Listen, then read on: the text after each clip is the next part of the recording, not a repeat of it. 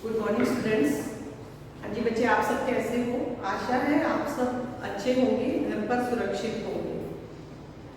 हाँ जी, एकेडमिक आते हैं। सबसे जो लास्ट वाली वीडियो थी मेरी, उसमें आपने बच्चों ने ग्रामर का हमने पत्र लेखन सीखा था कि पत्र कैसे लिखा जाता है। तो मैंने दोनों टाइप्स का बता दिया था, औपचारिक और अनौपचारिक, ताकि आपको कोई प्रॉब्लम ना हो और अच्छे से समझ आ जाए कि हमने पत्र लिखना कैसे है। तो आज हम जो पढ़ने जा रहे हैं बेटे, आज हम वसंत का चैप्टर 8 ऐसे ऐसे इसके बारे में पढ़ने जा रहे हैं कि ऐसे ऐसे इसके अंदर क्या चीज है। बहुत अच्छा चैप्टर है, बहुत अच्छी स्टोरी है, एकांकी टाइप है। तो इसको हम पहले मैं आपको इनका पात्र परिचय करवा देती हूँ कि इसके अंदर पात्र कौन कौन से हैं, तो हर किसी का क्या रोल है। तो ये बच्चे है भी आप पे ही, क्योंकि ये विद्यार्थियों के ऊपर है, एक स्टूडेंट के ऊपर है। मोहन एक विद्यार्थी है, दीनानाथ एक पड़ोसी, माँ मोहन की माँ, जो करैक्टर है इसके अंदर उन्हीं के बारे में बता रही हूँ। पिता मोहन के पिता, मास्टर मोहन के मास्टर जी, वैद्य जी, डॉक्टर तथा एक पड़ोसी। अब वहां की झांकी बताऊंगी कि ये दृश्य हो कहाँ रहा है। सड़क के किनारे एक सुंदर फ्लैट में बैठक का दृश्य। उसका एक दरवाजा सड़क वाले बरामदे में खुलता है, दूसरा अंदर के कमरे में, तीसरा रसोई घर में। अलमारियों में पुस्तकें भी रखी हैं, एक और रेडियो का सेट है, दो छोटे तख्त हैं जिन पर गलीचे बिछे हुए हैं। बीच में कुर्सियां हैं, एक छोटी मेज भी है, उस पर फोन रखा है। पर्दा उठाने पर मोहन एक तख्त पर लेटा है। 8-9 वर्ष की लगभग उम्र होगी उसकी। मोहन की उम्र के बारे में बताया गया है कि वो 8-9 साल का है, तीसरी क्लास में पढ़ता है और इस समय वो बड़ा बेचैन लग रहा है। बार बार पेट को पकड़ता है और उसके माता पिता पास बैठे हैं और उसके पेट में दर्द है। और वो दर्द कैसे है? ऐसे ऐसे वाला दर्द है कि वो किसी को समझा नहीं पा रहा कि मेरा दर्द कैसे है। वो बार बार यही कहता है कि मेरे पेट में ऐसे ऐसे हो रहा है, मेरे पेट में ऐसे ऐसे हो रहा है। तो जब वो माता पिता सुनते हैं इन चीजों को, जैसे अपने बच्चे की तकलीफ देखते हैं, तो वो बहुत परेशान हो जाते हैं कि हमारे बच्चे का पेट दर्द हो रहा है। तो हर एक किसी का होता है बेटे। अगर आप ऐसे कुछ कर रहे हो, कह रहे हो, तो आपके पेरेंट्स भी परेशान होंगे, उनको भी लगेगा कि हमारा बच्चा तकलीफ में है। तो इसीलिए मोहन भी इस तकलीफ से गुजर रहा था, ताकि उसको देख देख के उसके माता पिता परेशान हो रहे थे। बार बार कभी कुछ दे रहे हैं, कभी कुछ दे रहे हैं, कभी उससे बार बार पूछ रहे हैं। लेकिन फिर उन्होंने क्या किया, वैद्य जी को बुला लिया। वैद्य जी को बुलाया तो वो पुड़िया लेकर चले गए। कोई नहीं, बदहजमी का है, ठीक हो जाएगा, कोई दिक्कत नहीं है। बट नहीं, कोई भी मतलब उनका ठीक नहीं हो रहा था, कोई भी दवाई काम नहीं कर रही थी। फिर उसके बाद उन्होंने, जैसे वैद्य जी वापस गए, तो उन्होंने डॉक्टर को बुला लिया कि इससे तो ठीक नहीं हुआ, चलो डॉक्टर को बुला लेते हैं। डॉक्टर को बुलाया तो उसने भी नब्ज देखी और पूछा कि क्या खाया था, क्या नहीं खाया था, ये सारी चीजें पूछ ली बच्चे से। बच्चे ने भी बड़ी ईमानदारी से जो जो खाया था उसका जवाब दे दिया कि मैंने तो ओनली फ्रूट्स खाया है और कुछ नहीं खाया है। फल खाए, फल से कभी पेट दर्द नहीं होता है। तो डॉक्टर ने भी यही बोल के चले गए कि इसके बाद हजमी में इसको दवाई दे देता हूँ और ये ठीक हो जाएगा।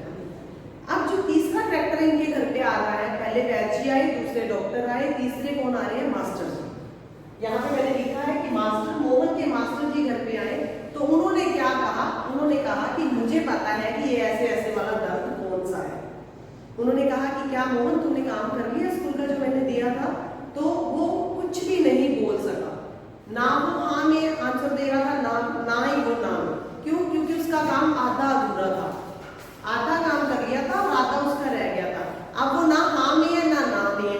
तो इस चक्कर से उसका पेट दर्द ही तभी हो रहा था इसी चीज को लेके कि क्योंकि उसका कार्य पूरा नहीं था। तो बच्चे, आप लोग भी ऐसे बहाने बनाते हो कि अगर काम पूरा नहीं है तो कभी पेट दर्द का बहाना लगा दिया। कौन सा कोई पता थोड़ा चलता है पेट दर्द का? कौन सा कोई थर्मामीटर है जो लगा के देख लेंगे कि इसका पेट दर्द हो भी रहा है या नहीं हो रहा? या सिर दर्द हो रहा है तो सिर दर्द का बहाना लगाएंगे, मेरा बहुत सिर दर्द हो रहा है, बहुत सिर दर्द हो रहा है, तो उसके लिए भी थर्मामीटर नहीं आता है, तो सिर्फ टेम्परेचर के लिए आता है। वो आप बच्चे बहाना इस चीज का लगाते ही नहीं। तो ऐसे ही मोहन ने भी किया कि पेट दर्द है, पेट दर्द है, लेकिन इसकी बीमारी का कारण कौन ढूंढ सका? मास्टर जी। मास्टर जी ने ढूंढा कि इस इसका काम पूरा नहीं है, इसीलिए इसका पेट में ऐसे ऐसे हो रहा है। तो इसको अच्छे से मास्टर जी ने क्या कहा कि मोहन आप अपना काम पूरा कीजिए, कोई दिक्कत नहीं है, चाहे आप कल स्कूल ना आना लेकिन अपना काम पूरा कर लो, तो थोड़ी देर में उसका पेट दर्द ठीक होगा। क्यों? क्योंकि जो मेन रीजन था वो सामने आ चुका था। तो इसीलिए बच्चे मैं यही कहना चाहूंगी कि कभी भी बहाने मत बनाओ। अगर आपका कार्य पूरा नहीं है तो आप सिर्फ सामने से कह दो कि मैम पूरा नहीं है, पूरा कर लूंगा। पहली बात तो अपने टाइम के अकॉर्डिंग चलो, अगर आपको काम दिया गया है तो उसको पूरा करो। और अगर किसी भी रीजन की वजह से, कोई भी ऐसा कारण है जिसकी वजह से आप पूरा नहीं कर पाए, तो इसमें कोई दिक्कत नहीं है बेटे, लेकिन झूठ नहीं बोलो, क्योंकि आपके एक झूठ की वजह से आपके पेरेंट कितने परेशान होते हैं, ये आप इस लेसन में पढ़ चुके हो कि माता पिता कितने परेशान हुए। जो पैसे लगे वो अलग, लेकिन जो परेशानी बनी वो अलग। तो इसीलिए कभी भी झूठ नहीं बोलना चाहिए, कभी भी। जो तकलीफ है वही बताओ, तकलीफ नहीं है तो नहीं बताओ। बस अपना अगर काम पूरा नहीं है तो एक सच बता दो कि काम पूरा नहीं है मैम, इवनिंग तक हम कर लेंगे। हाँ जी बच्चे, तो फिर मोहन बहाने बनाता है, झूठ बोलता है, और एक झूठ के बदले उसको कितने झूठ बोलने पड़ते हैं। वैद्य जी आए उनको उसने झूठ बोला, अपने पेरेंट को उसने झूठ बोला, अपने मतलब उनके जो डॉक्टर आए उनसे झूठ बोला, लेकिन पकड़ कौन पाया झूठ को? मास्टर जी। तो मास्टर जी यहाँ पे क्या है कि माँ ने क्या कहा? माँ ने कहा क्यों रे मोहन, तेरे पेट में इतनी बड़ी दाढ़ी है, हमारे तो जान ही निकाल दी। 15-20 रुपए जो खर्च हुए वो तो अलग, सो अलग। देखा जी आपने क्या क्या हुआ है, क्या क्या होता है। ये ऐसे ऐसे पेट का दर्द नहीं है, स्कूल का काम ना करने का डर है, जिसकी वजह से ये पेट दर्द ऐसे ऐसे मेरे पेट में ऐसे ऐसे हो रहा है। तो दवा की शीशी हाथ से छूटकर गिर पड़ती है। एक क्षण ठगे से मोहन को देखते हैं, फिर हंस पड़ते हैं। दीनानाथ जी, वाह मोहन वाह, वाह बेटा जी वाह, तुमने तो खूब चकाया। तो क्या कर दिया? पेरेंट को ही घुमा दिया एक झूठ की वजह से। तो बच्चे कभी भी हमें झूठ नहीं बोलना चाहिए, हर बात सच कहनी चाहिए। ये बात मैं आपको हमेशा क्लास में समझाती हूँ कि झूठ बोलने का नुकसान आपको ही है, किसी का कुछ नहीं जाएगा। झूठ बोलने का नुकसान सिर्फ आपको रहेगा। अगर आपका वर्क कंप्लीट नहीं है तो झूठ बोल रहे हो तो भी उसका नुकसान आपको है। अगर आप ये बात बोल के कि मेरी तबीयत खराब है इसका झूठ बोल रहे हो तो इसका नुकसान आपके पेरेंट को भी है, क्योंकि वो आपके लिए बहुत परेशान होते हैं, बहुत चिंतित होते हैं। तो मेरी आपसे रिक्वेस्ट है, कभी झूठ नहीं बोले, हमेशा सच का साथ दें और लाइफ में हमेशा आगे बढ़ते रहे और सफलता पाते रहे। धन्यवाद। Thank you. मेरी सारी जिसका नाम है ऐसे ऐसे। ऐसे ऐसे पाठ एक एकांकी है। एकांकी में बहुत सारे पात्र मिलकर एक साथ अभिनय करते हैं और कहानी को आगे बढ़ाते हैं। एकांकी को अंग्रेजी में हम रोल प्ले कहते हैं। यह एकांकी विष्णु प्रभाकर द्वारा लिखित है। इस पाठ में विष्णु प्रभाकर ने एक ऐसे बच्चे के नाटक को दिखाया है जो छुट्टियों में अपने गृह कार्य पूरा नहीं करता, और जब उसके शिक्षक उससे गृह कार्य के बारे में पूछते हैं तो वह बीमारी का बहाना करता है, और ऐसा वह इसलिए करता है ताकि वह स्कूल जाने से बच जाए और उसे अपना गृह कार्य अपने शिक्षक को ना दिखाना पड़े। आइए जान लेते हैं इस पाठ के पात्रों के बारे में। पहला पात्र है मोहन। मोहन एक विद्यार्थी है जो पेट दर्द का बहाना बनाता है। दूसरा पात्र है दीनानाथ। दीनानाथ मोहन के पड़ोसी हैं।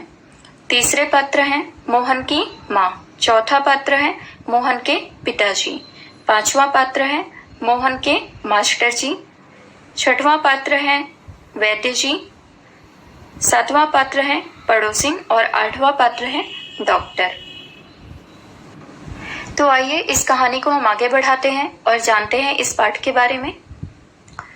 मोहन कमरे में बेड पर लेटा हुआ है और वह बार बार अपने पेट को पकड़कर कराह रहा है। उसी के चारपाई पर बगल में उसकी माँ भी बैठी है और वह बोतल में गर्म पानी भरकर मोहन के पेट को सेक रही है, जिससे उसका पेट दर्द ठीक हो जाए। वह मोहन के पिता से पूछती है, क्या हुआ, इसका पेट क्यों दर्द हो रहा है, क्या इसने कुछ खराब चीज तो नहीं खाई? मोहन के पिता तसल्ली देते हुए उसकी माँ से कहते हैं, नहीं, मोहन ने सिर्फ केला और संतरा खाया है, दफ्तर से ठीक ही आया था, बस अड्डे पर अचानक बोला पेट में ऐसे ऐसे हो रहा है। माँ पिता से पूछती है, डॉक्टर अभी तक क्यों नहीं आए? आपने डॉक्टर को इत्तला तो की है? माँ पिता को बताती है कि मैंने तो हींग, चूरन, पेपरमिंट सब दे दिया है, लेकिन उसका मुझे कोई लाभ दिखाई नहीं देता। अचानक ही फोन की घंटी बज उठती है। पिता फोन देखने के लिए चले जाते हैं।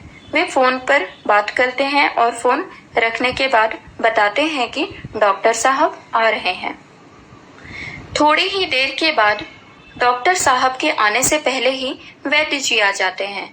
वे मोहन की नाड़ी को छूकर बताते, नाड़ी मतलब कलाई, जहाँ पे हम अक्सर घड़ी पहनते हैं, जिसे हम अंग्रेजी में रिस्ट कहते हैं, वह मोहन की नाड़ी को छूकर बताते हैं कि शरीर में वायु का प्रकोप बढ़ गया है शायद, और हो सकता है मोहन को कब्ज हो गई है, इसलिए मोहन के पेट में दर्द हो रहा है। मैं मोहन को कुछ दवाएं दे दूंगा और यह ठीक हो जाएगा। इसके बाद वैद्य जी मोहन के पिता को कुछ पुड़िया बना करके दवाइयाँ दे देते हैं और वैद्य जी चले जाते हैं। माँ पूछती है, बेटा कैसा लग रहा है अभी? मोहन कहता है, माँ मेरे पेट में ऐसे ऐसे हो रहा है। इसके बाद थोड़ी ही देर के बाद डॉक्टर साहब भी आ जाते हैं। वे मोहन की बगल में बैठ जाते हैं और मोहन को कहते हैं, बेटा अपनी जीभ दिखाओ, क्या तुम्हें बदहजमी है? बदहजमी मीन्स खाना अच्छे से डाइजेस्ट नहीं होना। इसके बाद फिर वे कहते हैं कि कई बार ऐसा हो जाता है। वह कहते हैं कि मैं दवाई देता हूँ और दवाई से तुम्हारा पेट दर्द जरूर ठीक हो जाएगा, और ऐसा कहकर वह मोहन के पिता के साथ बाहर निकल जाते हैं।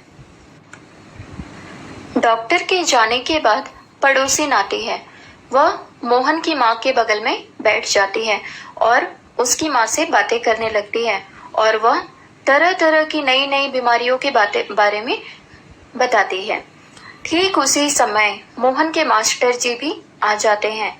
जैसे ही मोहन अपने मास्टर जी को देखता है वह डर जाता है, और मास्टर जी भी आकर मोहन के बगल में बैठ जाते हैं। मास्टर जी को पता हो जाता है कि मोहन ने गृह कार्य पूरा नहीं किया है, इसलिए वह पेट दर्द का बहाना बना रहा है। लेकिन मास्टर जी अनजान बनते हुए मोहन से पूछते हैं कि मोहन कैसे हो तुम? तुम्हारा पेट दर्द कैसा है? क्या तुम ठीक हो?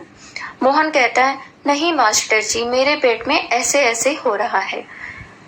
इसके बाद मास्टर जी मोहन से पूछते हैं कि मोहन क्या तुमने स्कूल का गृह कार्य पूरा किया है? मोहन अपनी नजरें नीचे किए बैठा होता है। माँ मोहन को देखती है और कहती, मोहन मास्टर जी के प्रश्नों का उत्तर दो, लेकिन मोहन कुछ भी नहीं बोलता। इसके बाद मास्टर जी सभी को बताते हैं कि मोहन ने महीने भर खूब मौज मस्ती की है, और जिसकी वजह से उसने स्कूल का कोई भी कार्य पूरा नहीं किया है, और आज मैं स्कूल में सबका गृह कार्य देख रहा था। मोहन शायद डर गया है क्योंकि उसने गृह कार्य पूरा नहीं किया है, इसलिए उसने यह बीमारी का बहाना बनाया है। इसके बाद मोहन बहुत डर जाता है, लेकिन मास्टर जी मुस्कुराते हुए मोहन की तरफ देखते हैं और वे कहते हैं कि मैं तुम्हें 2 दिन का वक्त दे रहा हूँ। इन 2 दिनों में तुम्हें अपने गृह कार्य पूरे कर लेने हैं। यह बात सुनकर माँ हैरान रह जाती है और उसकी पड़ोसन भी हैरान रह जाती है। यही बात दरवाजे पर खड़े मोहन के पिताजी भी सुन लेते हैं, और यह बात सुनकर वह दंग रह जाते हैं, और उनके हाथ से जो दवा की शीशी डॉक्टर ने दी थी वह टूटकर गिर जाती है। और मोहन के पिताजी कहते हैं, मोहन तुमने पहले क्यों नहीं बताया? तुमने सिर्फ एक बीमारी की वजह से इतने रुपए खर्च करवा दिए, और तुमने बताया भी नहीं कि तुमने गृह कार्य पूरा नहीं किया है, और तुम झूठा बहाना बना रहे हो। इसके बाद पिताजी के हाथों से शीशी गिरकर टूट जाती है और सभी लोग हंस पड़ते हैं। यहाँ पर पाठ खत्म हो जाता है। इस पाठ से हमें यह संदेश मिलता है कि हमें अपने सभी कार्य